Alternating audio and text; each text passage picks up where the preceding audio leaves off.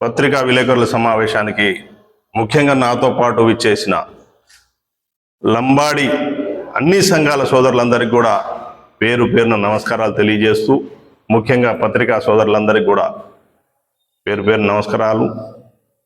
ఈరోజు మనం కూర్చున్న సమావేశం ఏందో అందరికీ తెలుసు. ఇది రాష్ట్ర వ్యాప్తంగా తెలియజేయడం కోసమే ఆల్ ఇండియా బంజారా సంఘ జిల్లా అధ్యక్షుడిగా నేను రామ్మూర్తి నాయక్ నా పేరు. అన్ని సంఘాలు కలిసి ప్రజాప్రతినిధిగా ఒక ఎమ్మెల్యే స్థాయిలో ఉండి, ఒక గిరిజనుడై ఉండి, ఆయనకు అసలు తెలియదు ఎస్టీ గిరిజన సంఘాల్లో 33 తెగలు ఉన్నాయి.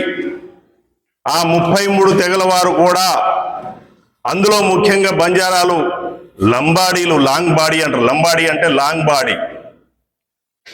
లాంగ్ బాడీలకు ఉన్న బ్రిటిష్ వారిని తరిమే కొట్టే దాంట్లో ముందున్న లంబాడీల్ని ఆ రోజు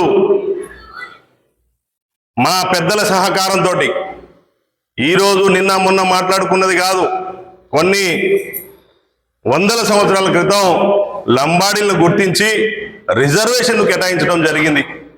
ఆ రోజు మహానుభావురాలు ఇందిరాగాంధీ ప్రధానమంత్రిగా ఉండి గిరిజనులు అంటే ఏంది, లంబాడీలు ఎవరు, అసలు ఏంది అనే దాని మీద మా పెద్దల సహకారంతో పెద్ద ఎత్తున సర్వేలు చేయించి, వీరి ద్వారా అసలు ఈ లంబాడీలు పుట్టుకేంది, సంచార జాతి, ఆర్థిక సమానత్వం లేనోళ్ళని మహానుభావుడు రాజ్యాంగ అధిపతి అయిన అంబేద్కర్ గారు ఒక మాట చెప్పడం జరిగింది, అందరికీ తెలుసు.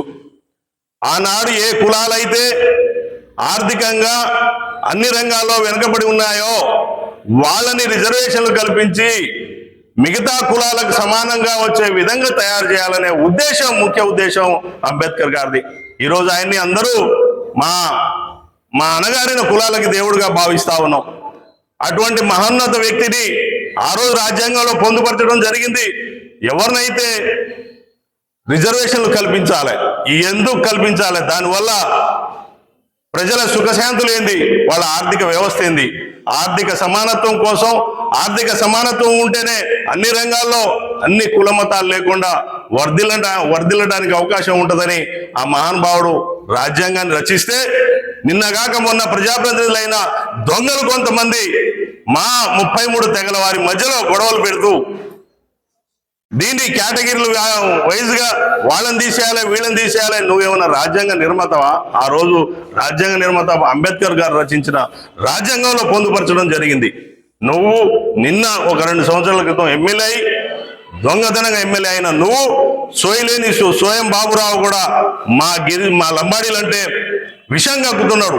అయ్యా, నీకు చేతనైతే నేను చెప్తా ఉన్నాం, 33 తెగల వారు ఉన్నాం, అందరం కలిసి పోరాడదాం.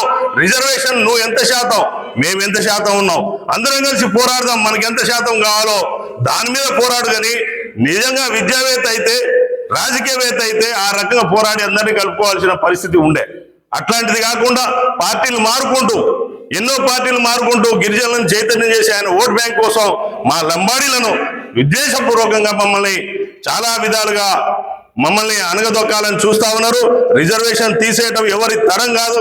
దీని కేంద్ర రాష్ట్ర ప్రభుత్వాలు కూడా రేపు జరగబోయే రోజుల్లో, రేపు వీళ్ళన్నీ కోర్టు ఏదైతే ఇచ్చిందో ఆ నోటీస్ సమాధానం ఇచ్చి మా లంబాడీల తరఫున మాట్లాడాల్సిన అవసరం ఉంది.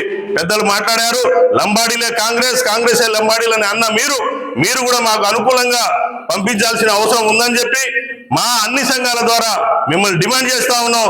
దాన్ని కేంద్ర ప్రభుత్వాన్ని కూడా సిఫార్సు చేయాల్సిన అవసరం ఉంది. ఒక్క కోర్టే కాదు, కేంద్ర ప్రభుత్వాన్ని కూడా సిఫార్సు చేసి మా రిజర్వేషన్ ఇంకా పెంచే విధంగా కృషి చేయాలని మీ ద్వారా అందరి ద్వారా తెలియజేసుకుంటూ, మాకు ఈ అవకాశం ఇచ్చిన పెద్దలందరికీ కూడా హృదయపూర్వక నమస్కారాలు తెలియజేస్తూ ముగిస్తున్నారు. జై హింద్.